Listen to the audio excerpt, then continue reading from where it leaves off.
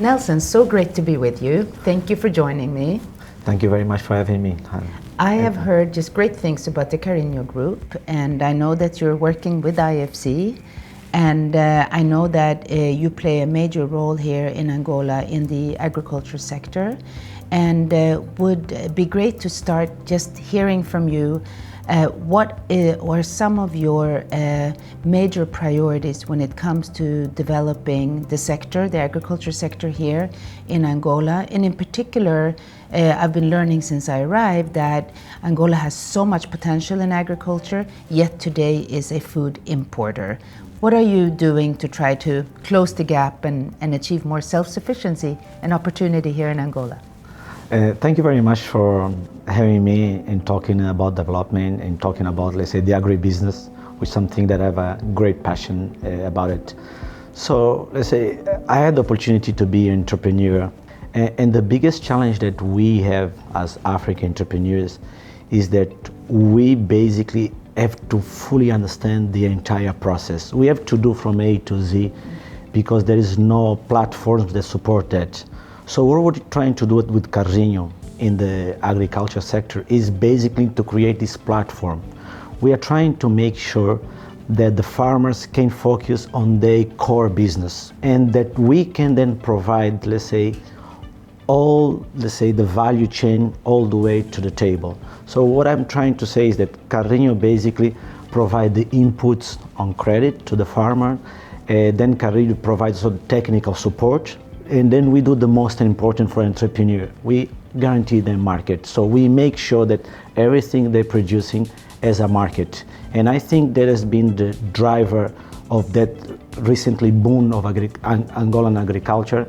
And one thing that I also want to highlight is the support that IFC has been doing with us from day one. I think the first time we went to the field and we trained our technicians, IFC was there with us, and that has been, let's say, a very important support in transforming the landscape for the agribusiness in the country.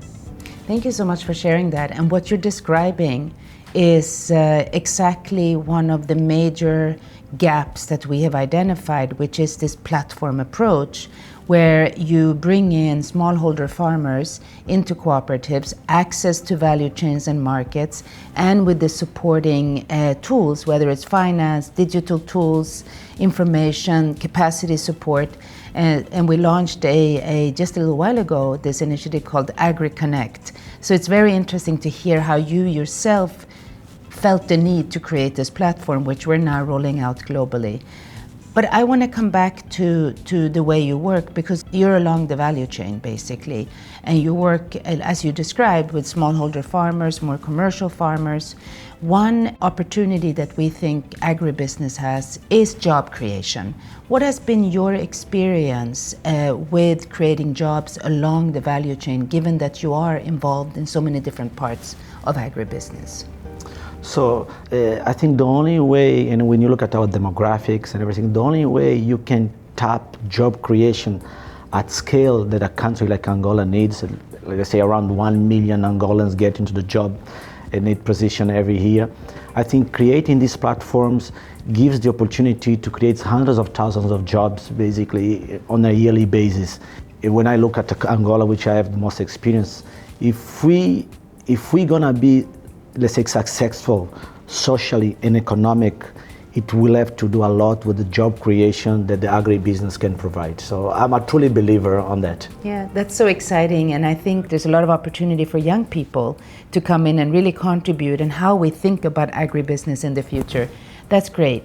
I want to turn to the Lobito Corridor because we spent some time here in Angola convening the three major countries around the Lobito Corridor, of course Angola, the DRC and Zambia, but also with a lot of development partners. And there's a lot of excitement and expectation out of this corridor.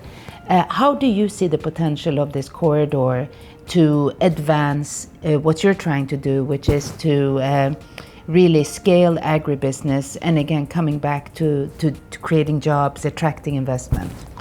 And I don't know if I'm the right person to be talking about Lobito, because I was born there and I have that passion. You're the right person. I have that passion for Lobito. and I was born with believing the greatness of the railway and everything. And foremost, I'm very happy that all this focus on Lobito. But to me, the corridor is about logistics, and I think the logistics is basically the missing point towards to bring development. So without the corridor, I think countries that are locked, like I'll say DRC and Zambia, they have that struggling to bring, say, scale investment like Angola could bring to Lobito like we did. So I think having the corridor, that gives the opportunity for us also to basically try to implement the same model that we have implemented, that we believe, and I'm very convinced that that's the model that can really bring progress to Africa, bring industrial investment, and then make sure that you replace your supply chain with the local suppliers. And having the corridor, it will not just allow us to go into points that we never thought before in Angola, but it will allow us also to go to DRC, to go to Zambia. We are now putting a capacity of, let's say, a crushed soya plant with 1.2 million ton a year of soya bean. And we think, okay, we could not just, let's say, support Angolan farmers, we could support Zambian farmers because now they can be competitive in transportation. But I'm sure I couldn't mention many other examples, but we are very excited about the corridor. That's so great, and I like your emphasis on the regional integration element, which is, of course, the DRC and Zambia will have access to the Atlantic, and what we've seen is some amazing potential statistics. You can cut down transport time from 25, 30 days to 5 to 7 days if it all works well, both the physical infrastructure but also the border crossing and the procedures harmonization to be able to move fast across the borders. But that brings me to my last question, and I want to take you like 5 years into the future. In your aspirations, how do you see success? How do you define success when it comes to, we're 5 years out, what has happened to the regional integration? Where do you see that between the countries and the access that they now have? Where is food security? And where are the jobs? And how's the job situation? I think in 5 years from now. Too short, too long? I would say 5 years, I would say it's too short. Okay, I'll give you 7. But in 5 to 7 years from now, okay. I think when it comes to the integration, what we are, let's say, envision, I want to believe that for a company like ours to operate it, let's say, either in Angola or DRC or Zambia, let's say, I believe that we, and I hope that we are so integrated that we can freely operate around those 3 countries. And I think that's going to be very critical to really bring development. When it comes to job creation, I still go back to smallholder farmers. And to me, like, I can't even imagine it without it.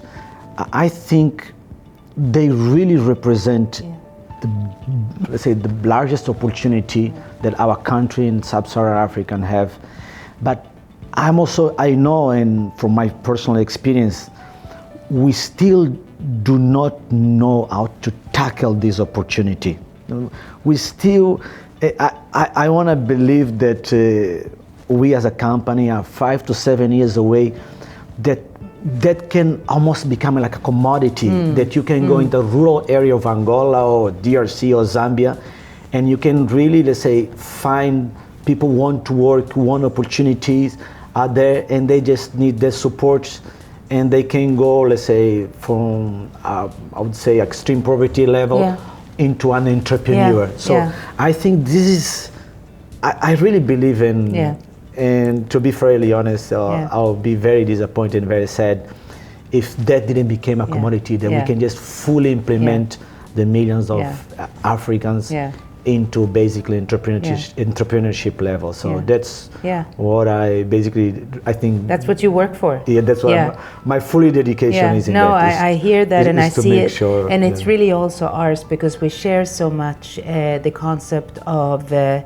importance of smallholder farmers and the need to take, so many of them are in subsistence farming today, and we want to take them to what we call surplus farming. Absolutely. And really see that we help them, and we make sure that we tap into all their potential by providing support tools for them to be able to aggregate, become part of cooperatives that have access to things like cold chains and markets, and access to infrastructure like roads and digital tools, and again, coming back to your platform. So I'm glad to see how passionate and committed you are to that.